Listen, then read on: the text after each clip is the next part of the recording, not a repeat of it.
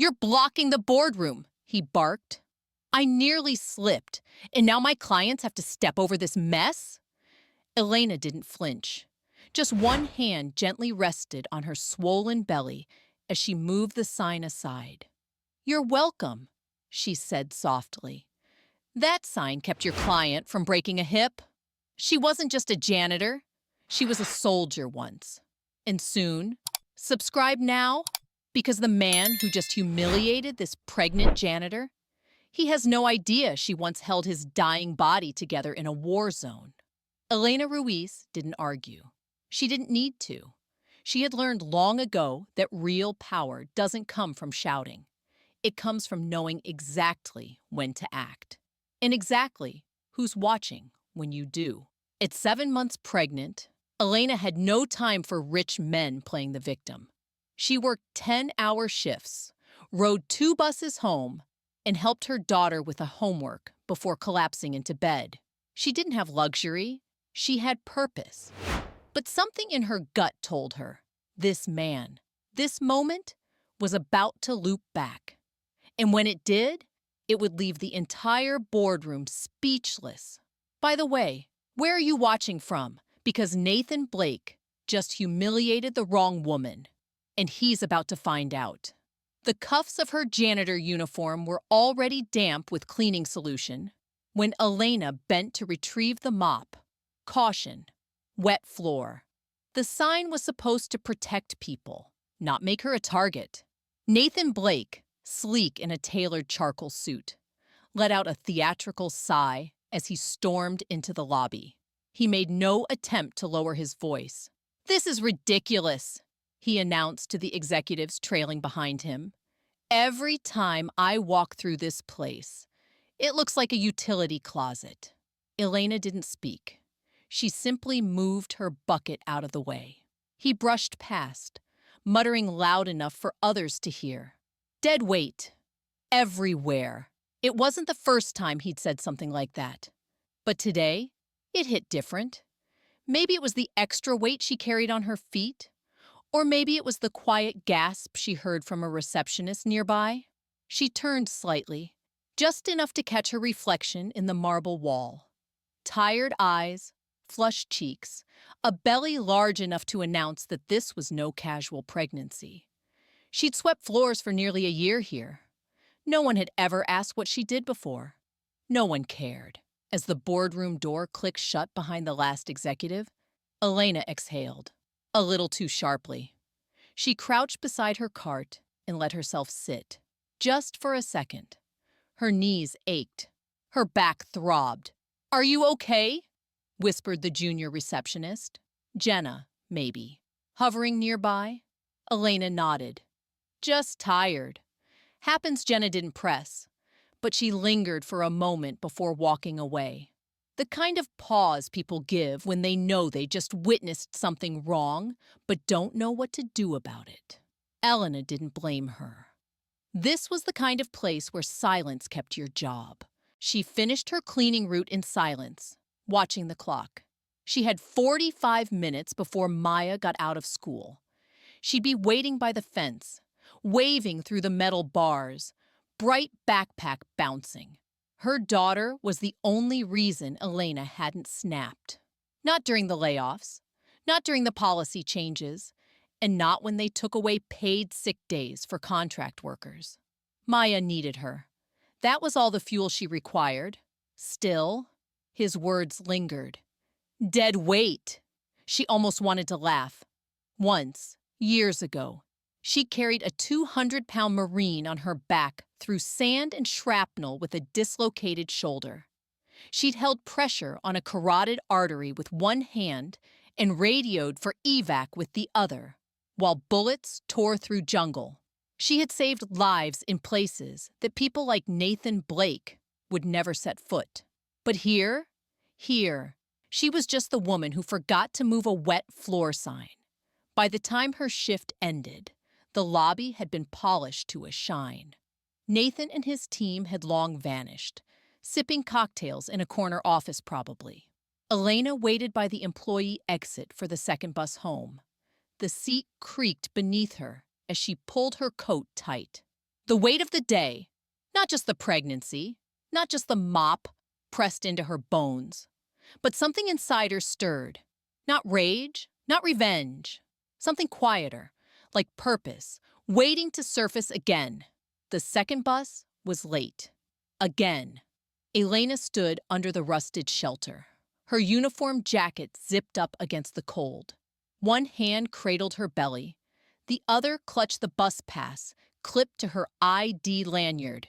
The sky was already darkening, and every passing car sprayed up gray slush. She counted the minutes not in frustration, but in anxiety, because Maya hated waiting alone. When the bus finally wheezed to a stop, she boarded behind a home care nurse and a man with paint stains on his hands. No one made eye contact. Everyone smelled like sweat and silent exhaustion. She took her usual seat at the back, the one with the window that only opened halfway, and pulled out her phone. A text blinked across the lock screen. Maya, 4:13 p.m. I waited at the fence. I got a sticker today. It's gold. Elena smiled despite the cold seeping into her knees. She texted back, I'll be there in 10. Keep that sticker safe. You earned it. When she finally reached the school, Maya was bouncing on her toes at the gate, her pink backpack too big for her tiny frame. She waved the gold star like it was a winning lottery ticket. I didn't cry when Ms. Keeley picked someone else for helper, Maya announced proudly. You're getting stronger, Elena said, kissing her daughter's forehead. Way stronger than Mommy was at your age. Were you scared a lot? Elena hesitated. Only sometimes. But I always did what I had to. Maya nodded like she understood. She didn't. Not yet. Their apartment was on the 3rd floor of a building where the elevator had given up 2 years ago.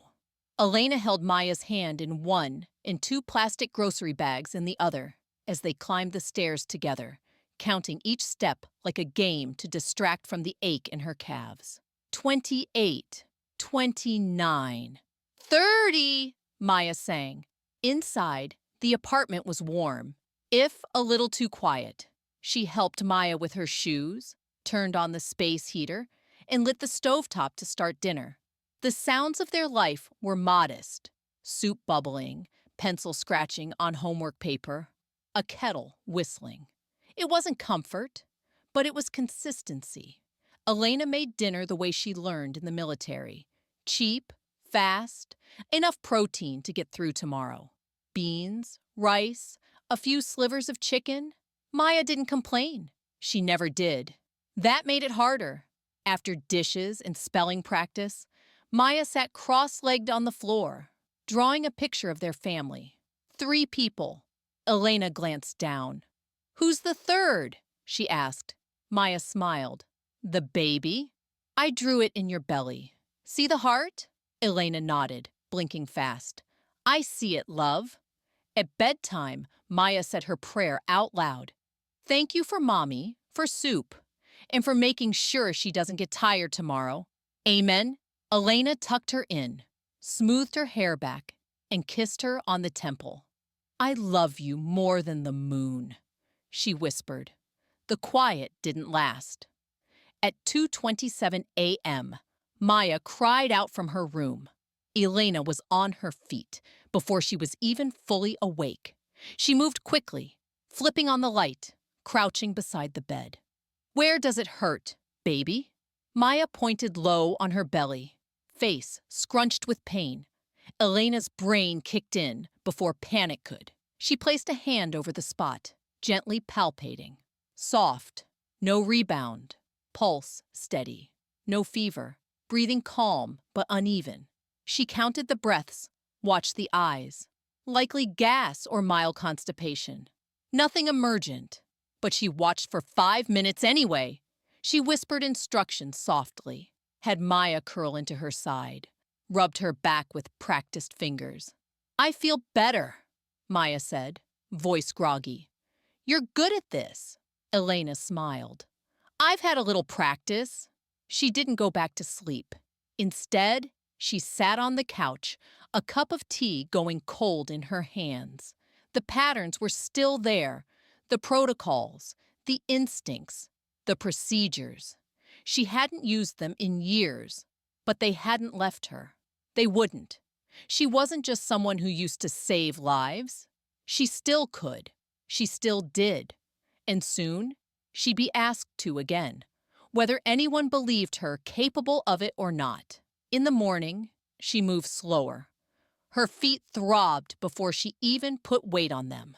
But she packed Maya's lunch, pressed her uniform, and made sure her badge was clipped straight. The world didn't care if she was tired, but Maya would notice if she stopped trying. As she headed out the door, Maya called from the kitchen. "Mommy? Yeah, baby. Next time I get a gold star, can I give it to you?" Elena smiled. "Only if I earn it." She had to earn every scrap of dignity, one mop stroke, one bus ride, one bedtime story at a time. Nathan Blake, on the other hand, he was ordering caviar at 11 a.m. and rewriting people's lives with a stroke of a pen. The espresso machine hissed as Nathan Blake stirred oat milk into his triple shot. He leaned back into the leather conference chair like a man expecting applause. "Look, I'm just saying, we cut the third-party cleaners and food vendors, and the quarterly margins adjust immediately. Barebones ops. It's how we ran security in Kuwait." The partners around the polished mahogany table nodded, a few too eagerly. Behind them, floor-to-ceiling windows framed the city like a glossy stock photo. Suits, skyline, status. Nathan lifted his espresso like a toast. "This isn't about saving pennies. It's about image. Investors love lean. And frankly, I'm tired of stepping over mops on my way to pitch meetings." Laughter. Real this time. Someone on his left asked, "You still on for the retirement fund gala next week?" Nathan smirked. "Wouldn't miss it. Private chef, caviar, the whole dance." He adjusted the cuff of his designer blazer and leaned forward. "I've spent my whole career cleaning up messes. Military, oil, finance, you name it. You know what I learned?" The room quieted, waiting. Nathan tapped the table with his ring finger. "Dead weight sinks ships." He didn't remember the janitor's face, just the mop bucket, the way it sat between him and his next deal, like it had no business existing in his line of sight. He remembered her muttering something passive-aggressive. He hadn't caught it. He didn't care. To him, she was noise, like the buzz of the exit sign or the drone of the HVAC.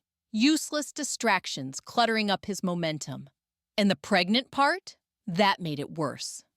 Pregnant janitors, middle-aged receptionists, 20-something baristas with poetry degrees. These were not his people. They never had been. Downstairs, in a warm corner of the lobby, a security guard radioed maintenance to ask about the wet floor sign that had vanished from its usual spot. No one responded. Back upstairs, Nathan was reviewing preliminary numbers for the downsizing proposal. He wanted it ready for the executive vote next Friday. That left 5 business days. "We don't need to make this personal," he told HR. "We're not firing anyone directly. We're ending contracts. If people can't adapt, that's not our fault. It's called evolution." He signed off with a flourish. "Besides," he added, standing to leave, "if they're not indispensable, they're replaceable." As he entered the private elevator to the top floor, his phone buzzed. "Private line, Dr. Siegel. Mild arrhythmia on your last scan. Probably stress. Nothing urgent, but let's keep an eye on it." Nathan didn't even blink. He dismissed the notification with a swipe. He had deadlines, deals, board seats, a brand to maintain. Across the building, in the janitor locker room, Elena stood in front of the mirror, pulling her uniform top over her belly. She tried to zip it fully. It didn't close. She exhaled and tied the lower edge into a knot beneath her stomach instead. Then she looked herself dead in the eyes and said nothing. Just like in the field. No complaints, no noise, no weakness. At 12:15 p.m. sharp, Nathan hosted a lunch meeting for visiting stakeholders from Zurich. He ordered steak tartare, sliced rare, and mineral water imported from Iceland. "You can't lead if you're sentimental," he said between bites. "Profit doesn't reward feelings." One of the Zurich reps raised an eyebrow. "But it does punish arrogance." Nathan laughed, mistaking it for a compliment. The meeting ended. The Zurich guests were escorted out, and Nathan, once again, passed through the lobby, smirking at the faint residue of floor polish still shimmering under the glass light. He didn't know it yet, but the woman who mopped that floor, she was the reason he still had 2 functioning legs. And in 48 hours, she'd be the reason his heart would still beat. Maya loved career day. She didn't say it out loud. None of the other kids did. But Elena could tell by the way her daughter laid out her outfit the night before, folding her dress with extra care. Her pink boots were placed like trophies at the foot of the bed. Her hair was brushed without complaint. Elena watched her from the hallway, holding her belly with one hand and her breath with the other. That morning, she packed Maya's lunch with 2 stars drawn on the napkin. She didn't have glitter pens or fancy bento boxes like the other moms, but she'd learned long ago that small gestures carried the most weight. Remember," she said as Maya zipped her backpack. "You're brilliant, kind, and strong." "And you're the bravest," Maya replied automatically, grinning. The school hallway smelled like markers and cafeteria chicken nuggets. Colorful posters lined the walls with bold letters. "You can be anything." Elena couldn't help but wonder how many of these kids would ever hear the full truth about that. The classroom was already buzzing when they arrived. Some kids had parents in scrubs, some in suits. One dad wore a fireman's jacket and got a high five from the teacher. Elena offered a polite wave and took a seat in the back. She hadn't signed up to speak. She didn't want the attention. She just came to support Maya.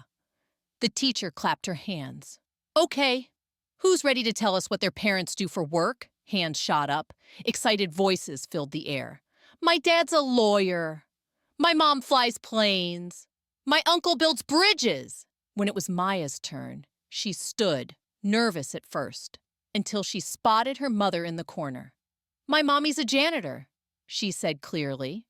"She helps keep people from falling and makes the floors sparkle." Some kids giggled. One whispered, "Like toilets?" Maya didn't flinch. She took a breath. "She used to help soldiers, too," she added. "In the war. With wounds and stuff. She helped them stay alive. For real." The room went silent. The teacher blinked. Wow. Maya, thank you. That's very special." One of the parents turned toward Elena, confused. "Is that true?" Elena nodded gently. "Yes." The teacher cleared her throat, flustered. "Well, let's thank Maya and her mom for that. Moving on." Afterward, in the hallway, the teacher pulled Elena aside. "I had no idea you were military." Elena smiled politely. "I was a field medic. A long time ago." "Oh, wow. And now you mop floors here?" It wasn't cruel, just baffled, but the sting still landed. "I do what needs to be done," Elena replied calmly. On the way home, Maya bounced beside her on the sidewalk. "I said the truth, right?" "You did," Elena said. "You told your story." "That's brave," Maya beamed. "Then I get another gold star?" "You get 3. That evening, while Elena folded laundry, her phone buzzed. A message from a number she didn't recognize. "Unknown number. Hey, not sure if this is weird, but I think I met your daughter today at school. She mentioned you were a medic. I'm a nurse at County General now. Were you the one stationed in Wardeck Province in 2012? Elena's hands froze over the laundry. Her past never messaged first. She put the phone down. Her mind raced through faces and names. It was a long time ago. A whole other life. But it was catching up now, whether she wanted it to or not. Meanwhile, across the city, Nathan Blake was sipping wine on a rooftop patio, celebrating another productive week. He had no idea his name had once been on a triage list she kept memorized by heart, that his life had once hung in the balance on a gurney made of parachute canvas. He didn't even remember her. But now, someone else did. Elena had to earn every scrap of dignity, one mop stroke, one bus ride, one bedtime story at a time. Nathan Blake, on the other hand, he was ordering caviar at 11 a.m. and rewriting people's lives with the flick of a pen. Maya had been talking about career day for 2 straight weeks. She didn't say it with words like excited or proud.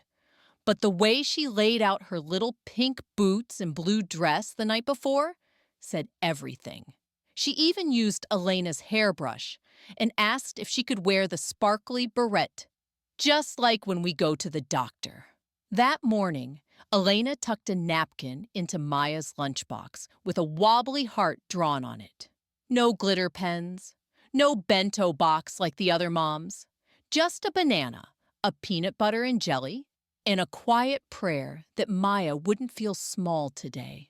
The classroom buzzed with excitement as parents filtered in, some in scrubs, others in crisp suits. A fireman got a fist bump. A software engineer showed slides on a projector. Elena stood in the back by the cubbies, her coat still damp from the bus ride. She hadn't signed up to speak. She was only here for Maya. When it was her daughter's turn, Maya walked up with her gold star sticker already peeling off her shirt. "My mommy's a janitor," she said, her voice steady. "She makes the floors sparkle and keeps people safe from slipping." A few kids giggled. One whispered, "You, toilets." Maya paused. "She also helped soldiers. In the war, she kept them alive when they got hurt. For real." The laughter stopped. Even the teacher froze mid-nod. Elena felt the air shift. The silence was short, but deep. "That's very brave," the teacher said, voice gentler now. "Thank you for sharing, Maya." A man in a blazer near the front turned to look at Elena. "Wait, are you the mom?" Elena nodded once. He blinked. "Were you Army?" "Combat medic," she said quietly. 13 years. Outside in the hallway, the teacher caught up with her. "I didn't realize you were military," she said. "And now you're working for the building?" Elena nodded again, still calm. "It's a different kind of front line." The teacher flushed. "I didn't mean.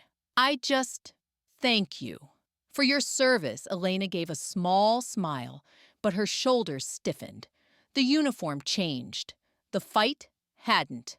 On the walk home, Maya skipped along the edge of the sidewalk, balancing like a gymnast. "I said it right, didn't I?" she asked. "I didn't tell too much?" "You told just enough," Elena said. "You were brave." "That's more than enough." Maya looked up at her. "I think you should be the one with the gold star." Elena laughed softly. "Maybe one day." That evening, while Maya practiced cursive at the kitchen table, Elena folded laundry with a worn rhythm. Her phone buzzed on the windowsill. Unknown number. "Hey, sorry if this is random. I think I met your daughter today. She mentioned you were a medic. I'm a nurse at County General now. Were you in Wardak in 2012? Elena froze. She stared at the screen for a full minute before she set the phone down and walked into the bathroom to splash cold water on her face. Wardak, 2012. She hadn't heard those words in years. She stared at her own reflection. The short-sleeved uniform, the belly beneath it, the weary eyes. This wasn't what people pictured when they heard medic. But the hands still knew. The memory never left. And now, someone else remembered too. Across the city, Nathan Blake leaned back on a rooftop bar stool, whiskey in one hand, laughing over some joke no one would remember. His name used to be written on a triage tag. Elena remembered it, scratched in marker on duct tape over his shoulder, the one with the partial artery tear. She hadn't known who he was then. He was just one more broken man. But soon, he'd remember her. And this time, she wouldn't be wearing a helmet or a field vest, just a mop in one hand and his life in the other. Elena had just finished mopping the south lobby when the call crackled through her walkie. Emergency spill, mezzanine level, outside conference 3B. She sighed. That was the investor event. Of course. She grabbed her kit, adjusted the strap of her belt around her belly, and started up the back service stairs. The main elevator was blocked off for the private guest list. By the time she reached the mezzanine, the smell of catered shrimp and champagne was everywhere. Conference 3B had floor-to-ceiling glass walls, so she could see them all. Suits, heels, watches that cost more than her year's rent. Nathan Blake stood dead center, telling a story with big hand gestures, holding court as usual. The servers circled like satellites.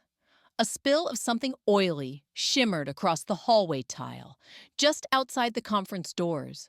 She crouched and began mopping quickly, working in smooth strokes, invisible as ever. A few guests stepped around her with practiced indifference. "Careful," she said gently, nodding to a pair of stilettos that clicked too close to the spill. "It's slick." The woman barely looked down. "Thanks, honey." Elena said nothing. She was nearly done when she heard it. A sound like a breath caught wrong, followed by the sharp crack of glass on tile.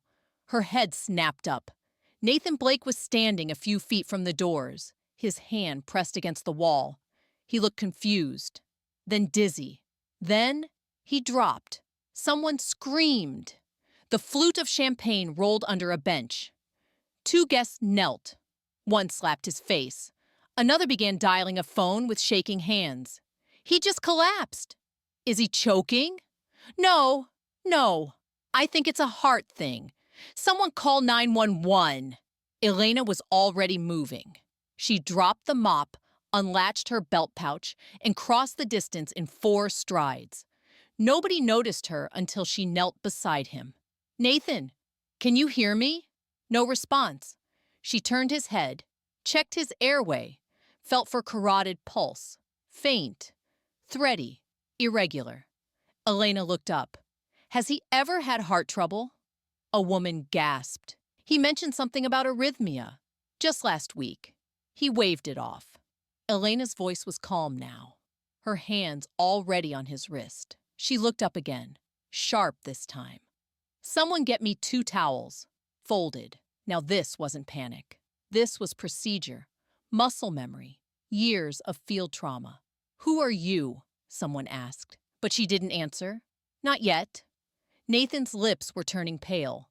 Elena felt the rising panic around her like heat, but she kept her focus tight.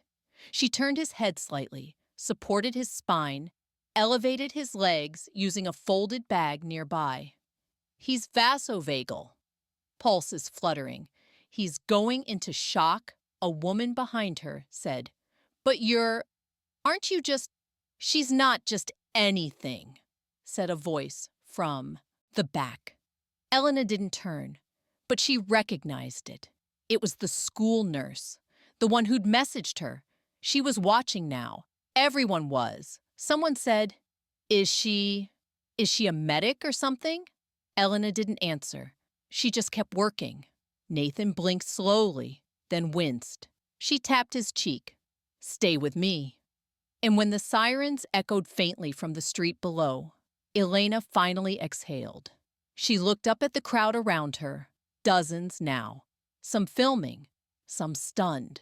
One man, trembling, said, "What did you just do?" Elena stood, slowly. I kept him alive, she said simply. That's what I used to do. The paramedics burst through the mezzanine stairwell like a wave of red urgency. Two of them dropped to their knees beside Nathan, whose breathing had stabilized but remained shallow. The lead medic glanced at Elena. Vitals? Pulse was 47, weak and irregular. Vasovagal syncope. Likely stress-induced arrhythmia. Elevated his legs, cleared his airway. He came to 30 seconds before you arrived. The medic blinked. You a nurse? No. He paused. Doctor? No. Her eyes met his. Combat medic. Field certified. Behind them, the crowd had grown. Phones hovered in trembling hands. Executives, assistants, even the VP of operations stood frozen behind the glass conference doors. The same floor Elena had mopped an hour ago was now the site of a controlled miracle. One of the younger EMTs whispered, "She knew what to do before we even got the call." Elena stepped back as they loaded Nathan onto a stretcher.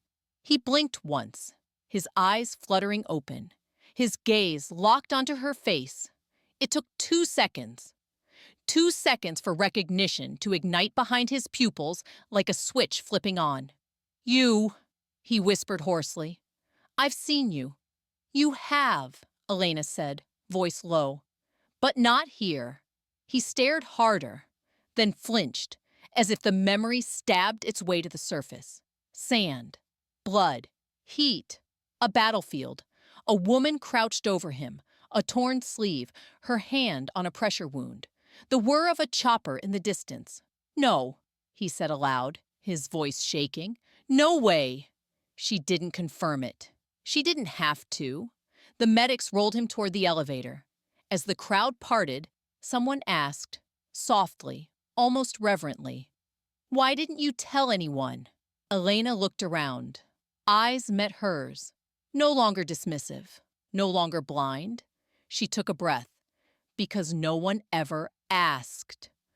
The elevator doors closed behind the stretcher, and the silence that followed felt cathedral-like, thick, humbling. Elena turned back toward her mop. She wasn't crying, not this time. This time, it was the onlookers who stood speechless. Later that day, HR called.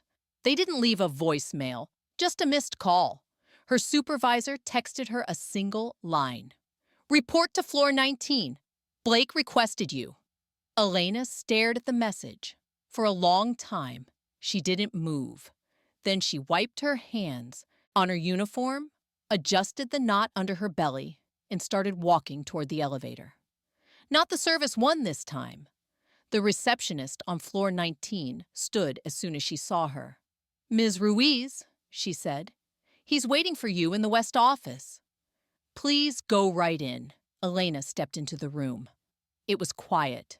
Nathan Blake sat alone, in a wheelchair, his color pale, but his expression unreadable. I didn't think I'd see you again, he said. Elena tilted her head. You didn't recognize me when you did, he exhaled, rubbing the bridge of his nose. That's not an excuse. I'm processing.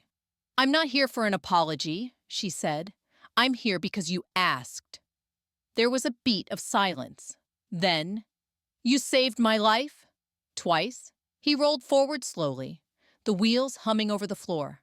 I reviewed your file, he said.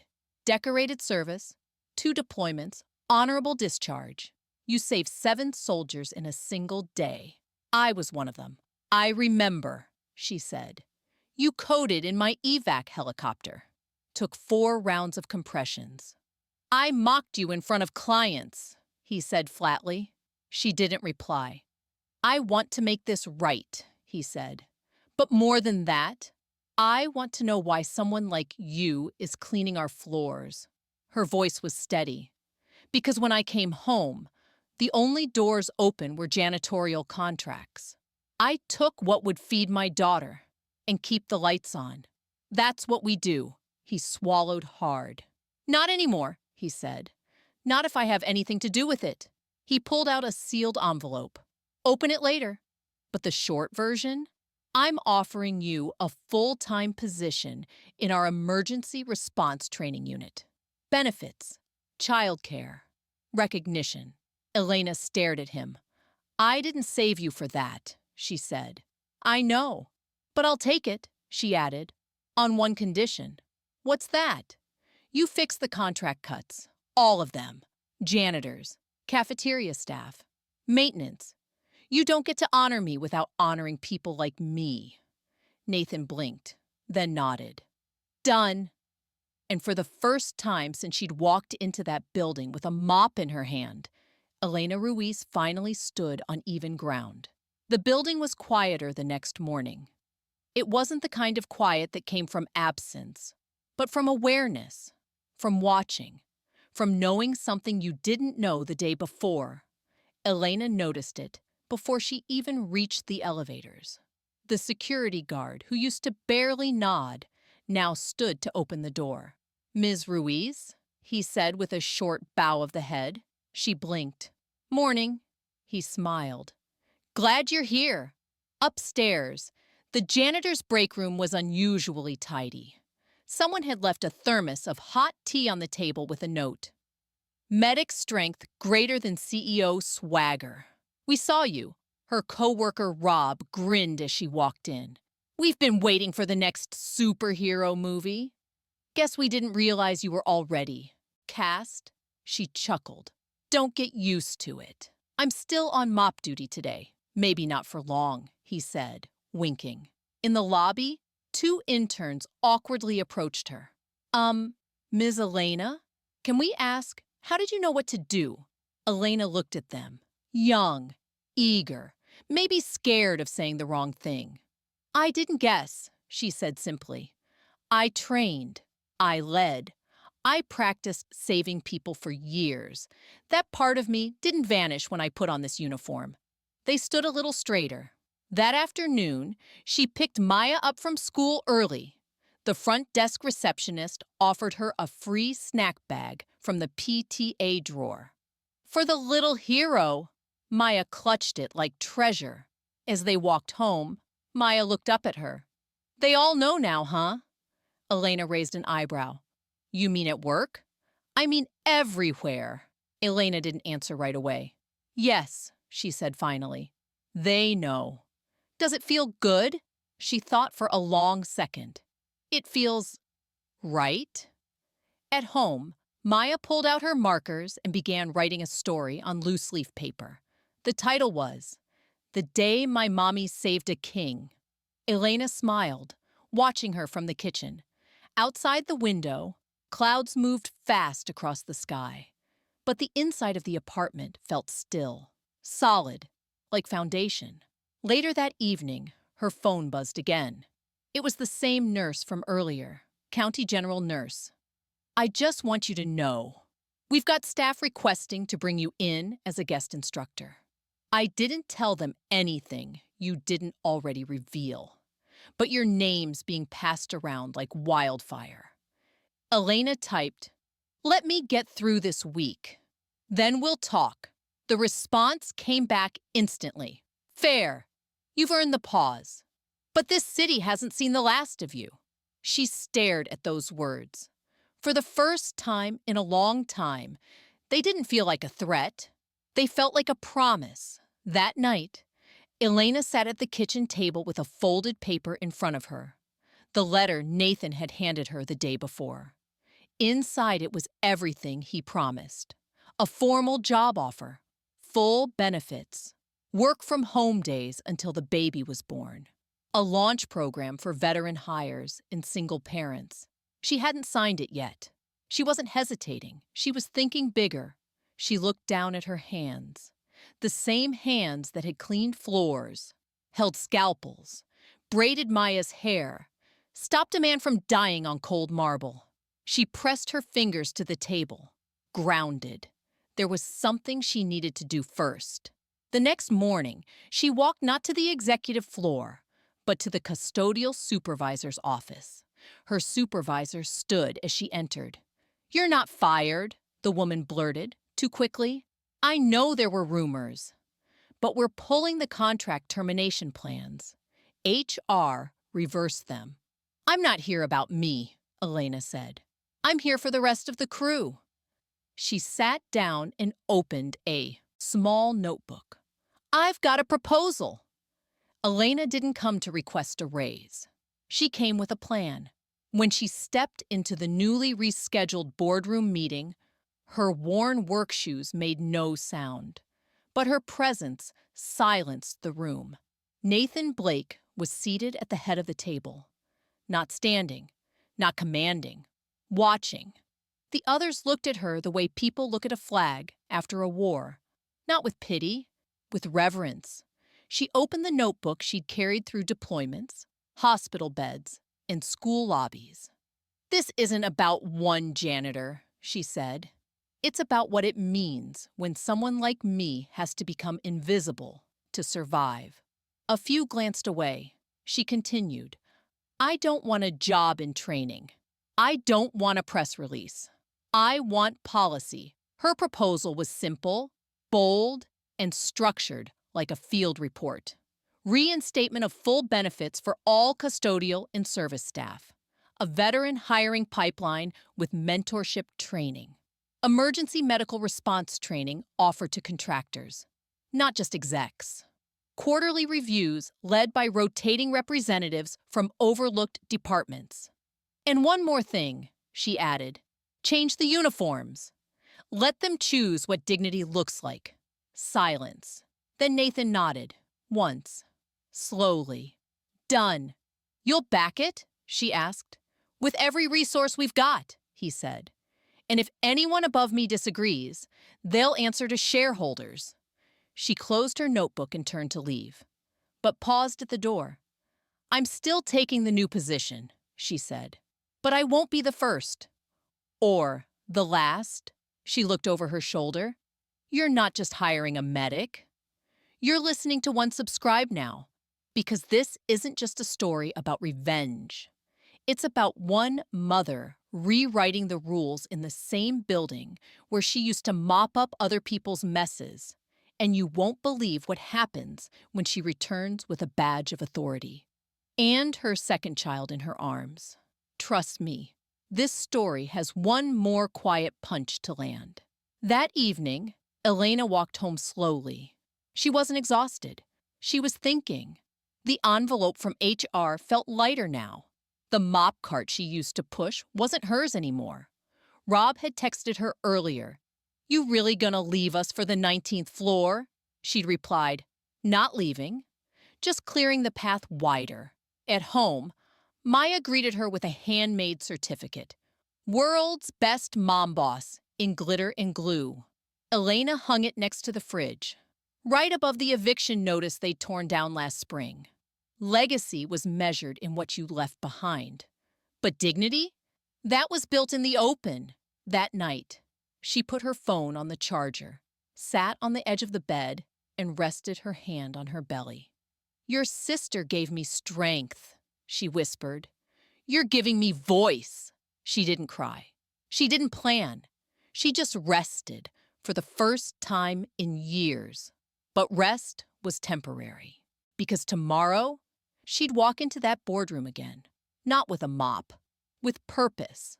The elevator opened, and for the first time in 12 months, Elena didn't carry a mop bucket. She carried a clipboard. A staff badge hung from her neck. Not maintenance. It read, "Emergency Response Training Director, Consultant Level." But even more than the badge, it was the looks that had changed. Not fear, not pity, recognition. The building's main announcement board had a new post tacked up in bright red. CPR and First Response Training, open to all staff, initiated by E. Ruiz. It was pinned beside the monthly birthday list. She didn't need her name in lights. She just needed the next janitor who stayed after hours to be seen before crisis forced it. In the break room, someone had taped her photo on the fridge, a blurry screenshot from the day she'd saved Nathan's life. It wasn't flattering. It wasn't staged. She was crouched, focused, mid-rescue. Someone had written in black marker across the bottom, Not all heroes wear lab coats. She almost took it down. Almost. At Maya's school, things were different too. The principal asked if Elena would speak at the next assembly. About resilience. About the journey. "I'm not a speaker," she said.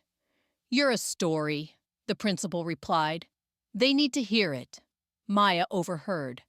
"Mommy says stories are how people live forever." The principal smiled. "Then let's make sure she lives in every hallway." On the way home, they passed a bookstore. Maya tugged Elena's hand toward the window. There, on a small stand, was a poster for an upcoming panel. From War to Work, Voices of Transition. Beneath it, 5 names. One of them, Elena Ruiz. She blinked. "I didn't sign up for that," Maya giggled. "Maybe they're just hoping." Back home, she finally unpacked a box from the top of the closet. Inside, her old medic field badge, scratched and sun-faded, a folded flag, a photo of her and Maya's father, young and smiling in desert gear, and the bronze plaque she'd never hung. "For courage under fire. 7 saved, 0 lost." She placed the plaque beside the fridge. Not for others to see, for Maya and for herself. Because some things needed to live with you before they lived through you. That evening, Elena cooked rice with cumin and turmeric, her mother's recipe. Maya set the table and whispered, "We should invite the new people." "What new people?" "The ones who believe you." Elena laughed. "That's going to be a full dinner table." Maya grinned. "That's okay. We'll use the special plates." Later, when the apartment was quiet and the streetlights blinked softly outside, Elena walked to the corner of the living room, where her mop and bucket used to be stored. The space was empty now. She stood there for a moment, then placed her field medic bag there instead. A new legacy. Same tools. Different. Floor. Maya stood in front of the classroom, her socks slipping on the polished tile. She looked smaller than usual, but her voice didn't tremble. She held a paper star in one hand and a picture in the other. "This is my mom," she said. "She's not just a janitor, and not just a medic. She's everything." The teacher gave her the floor for the full 3 minutes. No one interrupted. Elena watched from the back, sitting on one of the tiny plastic chairs made for 7-year-olds. Her arms rested on her belly. Her heart beat like it used to before every field triage. Fast, certain, alert. But this time, the outcome wasn't life or death. It was something harder. Truth spoken by a child. Maya pointed to the photo. Elena, kneeling next to Nathan on the marble lobby floor. She helped someone who wasn't nice to her, because that's what strong people do. Then she turned, voice soft now. "I want to be like her when I grow up, but I want her to rest too." There was a long, long pause. Then the teacher stood and said, "Gold star, earned." Afterward, one of the moms approached Elena in the hallway. "I had no idea," she said, "all this time, and I've seen you every pickup." Elena nodded gently. "You've seen a version of me. Now you're seeing all of it." The woman blinked, then smiled. "If you ever want to speak at the PTA, I'd rather show them," Elena said. "Words don't last. Actions do." That weekend, they visited the park for the first time in months. Maya brought 2 gold stars and handed one to her baby sibling, still safely tucked in Elena's belly. "This one's early," she whispered, "but they're going to do big things too." Elena kissed her on the crown of her head. Back at home, a letter waited in the mailbox. It wasn't typed. It wasn't from HR or media or the VA. It was handwritten. The return address said, Unit 18, Bravo Company, retired. Inside was a photo of Elena, taken without her knowing. She was crouched in a war zone, arms bloodied, eyes locked forward, bracing someone's body with her knees. The note read, "They told me you saved me. I didn't remember it until the news story." But I remember your hands. We're alive because you refused to give up. Now it's our turn to remember who you are." Elena folded the letter slowly and placed it next to Maya's gold stars. The next morning, Maya wore her world's best mom boss shirt to school. Before she left, she looked up from the doorway and asked, "Are we going to tell the baby everything?" Elena looked down at her daughter. "Not everything," she said. "Just the truth." On her way to work, Elena didn't take the side entrance. She walked through the front doors, badge swinging, boots steady. And this time, when people moved aside to let her pass, they did it with respect.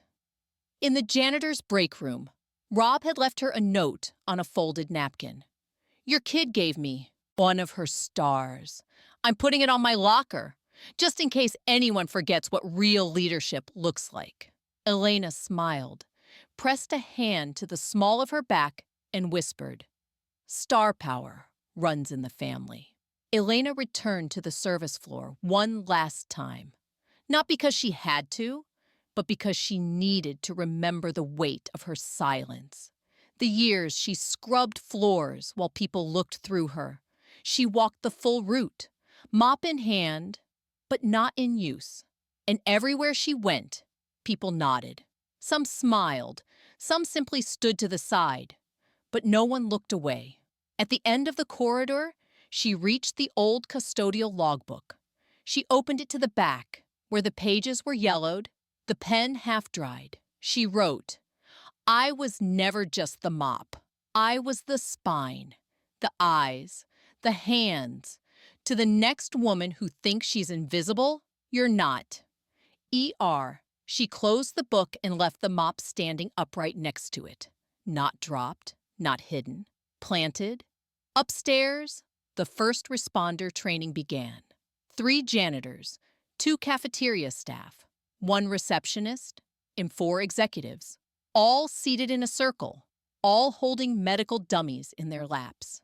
Elena stood at the front in black slacks and a simple navy blouse, her belly visible beneath the hem, her voice calm.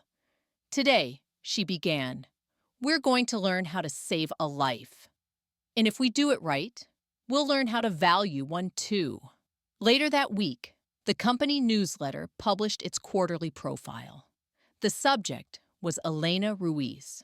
It listed her military history, her certifications, her job title. But the headline wasn't about her medals. It was this: "The strongest person in the room might be the one who picks up after it." When she walked into the building 2 days later, she passed by Nathan Blake in the lobby. He rose slowly from his seat and didn't speak at first. He extended his hand, a formal gesture. Elena shook it. Then he said quietly, "We've changed the third-party contract terms. Permanently. With your structure." She nodded. He added, "You were never the problem.